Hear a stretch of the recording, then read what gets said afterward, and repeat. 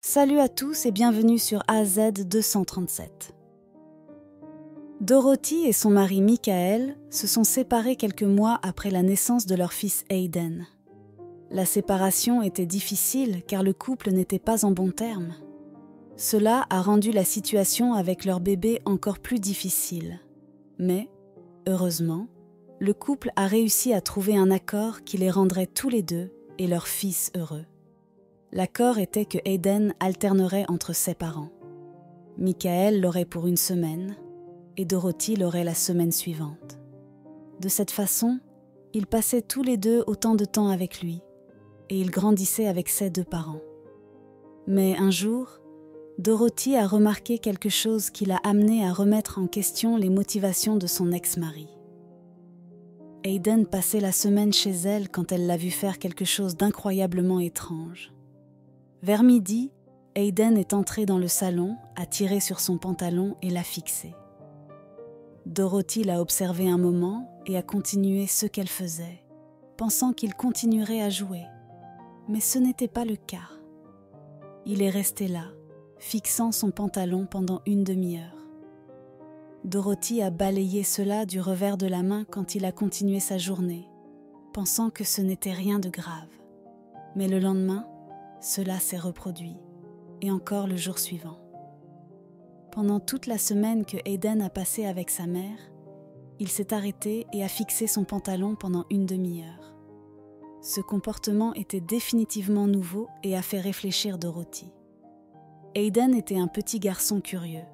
Cela aurait pu être dû à son âge, mais il était fasciné par tout ce qu'il voyait et avait souvent une réponse mignonne à cela. Dorothy se demandait si ce regard fixe avait quelque chose à voir avec sa curiosité, mais quand cela s'est reproduit lors de sa prochaine visite, elle a décidé de l'examiner, juste au cas où. Dorothy a couché Hayden et a vérifié ses jambes, mais rien n'indiquait que quelque chose le dérangeait. Le fait de ne rien trouver a laissé Dorothy stupéfaite. Il devait y avoir une raison pour que Hayden fixe ainsi. Ce ne pouvait pas être une coïncidence. La curiosité l'aurait fait passer à autre chose dès qu'il aurait vu ce qu'il voulait voir. Le lendemain, la même chose s'est produite. Et c'était encore vers l'heure du déjeuner. Il était précisément 13h13. Dorothy se demandait si cela avait quelque chose à voir avec l'heure. Alors elle a vérifié à nouveau le lendemain à exactement 13h13. Hayden est entré dans le salon, a tiré sur son pantalon et a fixé ce qui le fascinait. Après que Hayden soit retourné chez son père, Dorothy a reçu la visite de son amie Olivia. Dorothy essayait toujours de comprendre ce qui se passait avec son fils et a mentionné son comportement étrange à son amie. Après avoir entendu toute l'histoire, Olivia a dit quelque chose qui a amené Dorothy à soupçonner son ex-mari. Pourrait-il être responsable de ce qui arrivait à son fils ? Dorothy avait un nouveau petit ami quelques semaines avant que Hayden commence à agir bizarrement. Et quelques jours après que Michael l'ait découvert, il a glissé une lettre dans sa boîte aux lettres. Dans la lettre, il a écrit de nombreuses choses destinées à la blesser. Mais une chose se démarquait du reste. Il a menacé de rendre sa vie misérable. Dorothy se demandait si cela pouvait être la raison pour laquelle Hayden agissait ainsi.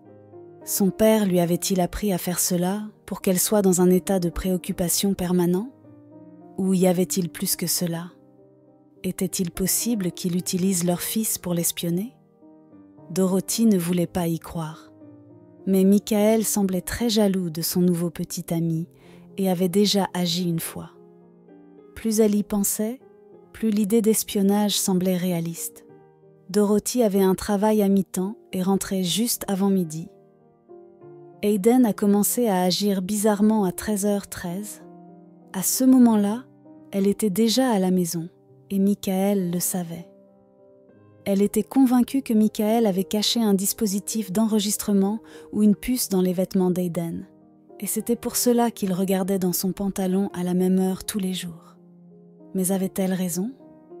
Avec cela en tête, Dorothy a pris son fils et l'a emmené à la station de change. Elle l'a déshabillé et a vérifié sa peau avant de porter son attention sur ses vêtements.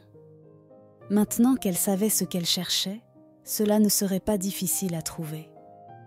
Elle a fouillé chaque pouce de ses vêtements et vérifié chaque couture, mais elle n'a pas trouvé ce qu'elle cherchait. Dorothy est même allée jusqu'à vérifier la couche d'Eden, mais la puce était introuvable. Il ne restait qu'un seul endroit, ses chaussures. Après avoir examiné minutieusement ses chaussures, Dorothy a été vaincue. Elle ne pouvait trouver aucun signe de puce. Elle devait juste accepter le fait qu'il n'y avait rien. Où y avait-il ? Même si Dorothy n'a trouvé aucune preuve, elle était convaincue que Michael l'espionnait et qu'il utilisait leur fils pour le faire. Elle a donc eu une idée pour le prendre à son propre piège. Dorothy était dans la même pièce qu'Aiden lorsqu'elle a pris son téléphone et a appelé la police. Elle a raconté à la police exactement ce qui se passait et ils ont immédiatement envoyé des agents, car il y avait un nourrisson impliqué. La police n'est pas seulement venue chez elle. Pendant que les agents venaient chez elle, une autre unité était envoyée chez Michael. Il a été arrêté sur le champ et emmené pour un interrogatoire. Ce qui s'est passé ensuite a laissé Dorothy complètement confuse. La police a emmené Michael au poste de police, tandis que Dorothy était assise avec suffisance dans son fauteuil à la maison. Elle savait que Michael remettrait sérieusement en question sa décision de l'espionner après l'intervention de la police. Mais ensuite, quelque chose de complètement inattendu s'est produit. Dorothy n'avait aucune idée que la police viendrait aussi pour elle. Dorothy a entendu frapper à sa porte et ne savait pas pourquoi. Elle ne s'attendait à aucun visiteur et était en plein milieu de sa vengeance. Qui osait l'interrompre ? Elle s'est approchée de la porte et a regardé par le judas.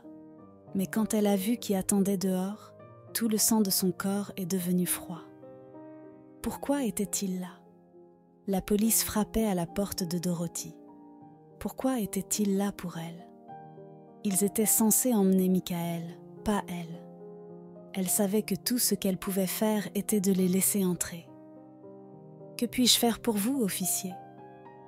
L'officier l'a accueillie avec un sourire avant de lui dire quelque chose qu'elle ne s'attendait pas à entendre. Ses soupçons à propos de Michael étaient-ils corrects ? L'agent de la loi a expliqué à Dorothy ce qu'ils avaient découvert de son ex-mari. Il l'avait emmenée dans une salle d'attente au poste de police local et avait commencé à lui poser des questions concernant l'espionnage. Mais le plus étrange de tout était à quel point il était bon pour mentir.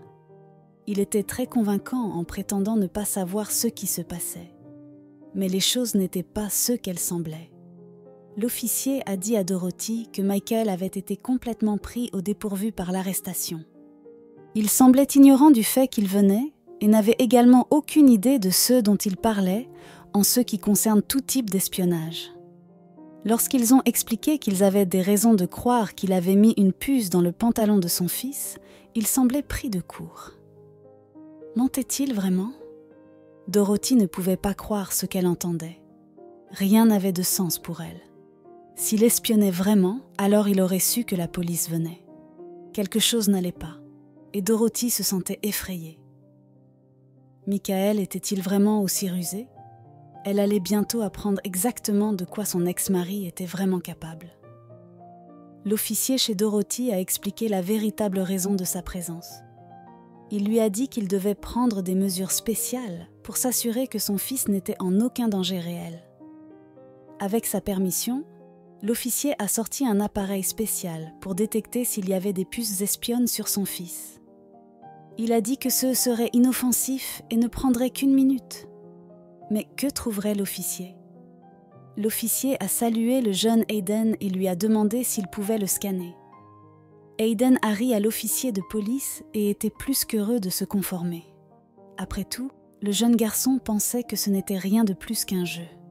L'officier a soigneusement scanné Aiden de haut en bas avec le scanner. Après 5 minutes de recherche, il a fait une découverte incroyable.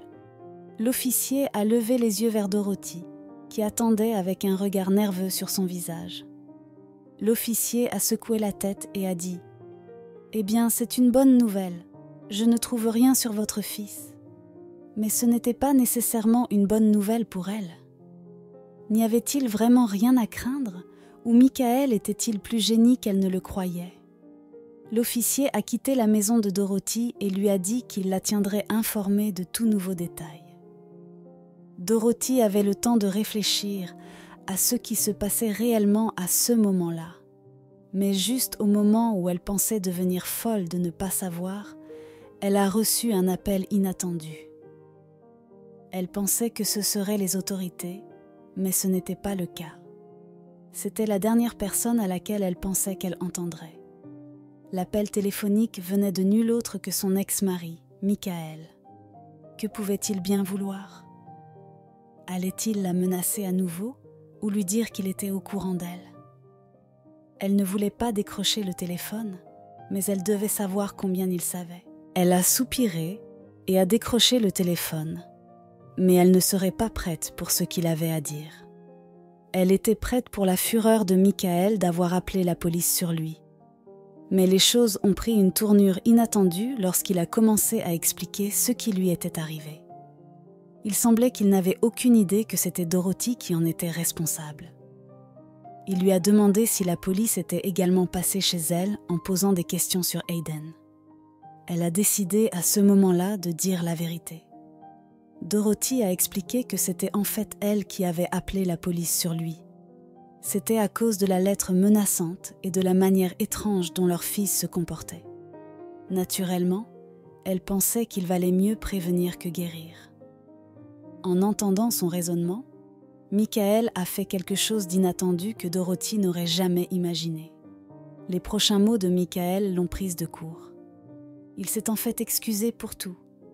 Il a expliqué qu'il avait envoyé la lettre dans le feu de l'action et qu'il ne pensait pas vraiment ce qu'il disait. Quant à la puce espionne, il jurait qu'il ne ferait jamais une telle chose à leur fils.